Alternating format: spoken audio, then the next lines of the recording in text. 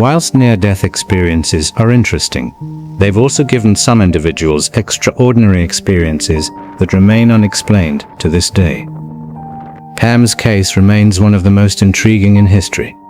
It all started when Pam began experiencing an excruciating headache. I had excruciating headaches.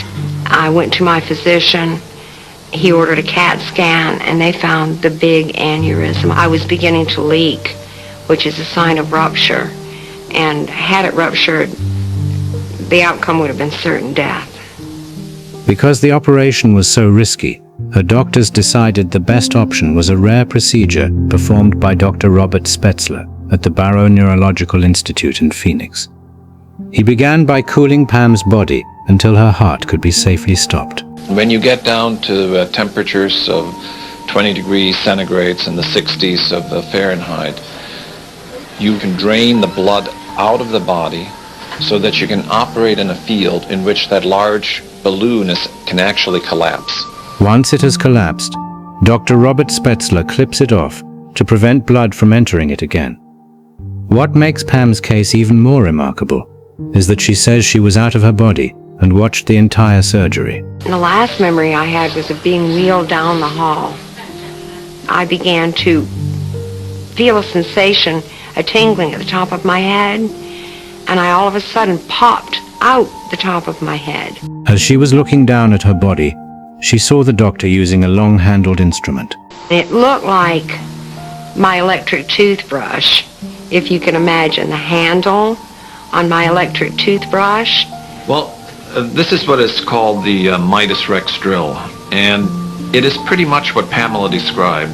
It's sort of in a toothbrush form. It is a saw that's used routinely in neurosurgery, and it's not something that is visible as you're coming into the operating room. Another surprising thing is that the saw was only taken out of its sterilized container after Pam had already been under anesthesia for more than an hour. Dr. Robert Spetzler says there was no way Pam could have seen it before or after the surgery began. Pam also shares more details about what she experienced. At one point, I heard a female voice distinctly say, "We have a problem. Her veins and arteries too small." It was a female voice, and I believed at the time that it was the cardiologist's voice. And it turned out to be exactly that. The cardiac surgeon was indeed a woman named Camilla Mikan. During the operation, she did have difficulty connecting the blood vessels in Pam's leg to the heart-lung machine. Pam says she had not met Dr. Mikan before the surgery and had no idea that her cardiac surgeon would be a woman. Some people say that even when patients are under anesthesia, they can unconsciously hear what is happening during surgery. A lot of times in surgery, when you are under, you are not completely under. And this is a big problem for anesthesiologists. They have to make sure the guy is really under. Because a lot of people, they're lying there and they're aware of what's going on, but they can't say anything and they're terrified. So now if the person's not completely under, he hears this and then recalls it later as part of this near-death experience. You might be able to make a case for that during the first couple of minutes of induction, but not after that. After that, you are in a very deep anesthetic state. And in this particular case, you are in the deepest anesthetic state that's possible. Another important detail is that during Pam Reynolds' surgery, her eyes were taped shut and equipment was placed in her ears to monitor her brain activity. The device produced loud clicking sounds throughout the procedure. The evoked potential, which is the clicking in the ear, is a very, very robust signal. And then you've got to remember you're under multiple layers of drapes. I think it'd be impossible to hear a conversation. Pam says her experience continued as she felt herself moving away from the operating room toward a brilliant white light. When I was out of the body, I had a distinct physical sensation, a pulling from the abdominal region just above the belly button, and I saw a tiny, tiny little pinpoint of light, as if it were way far away.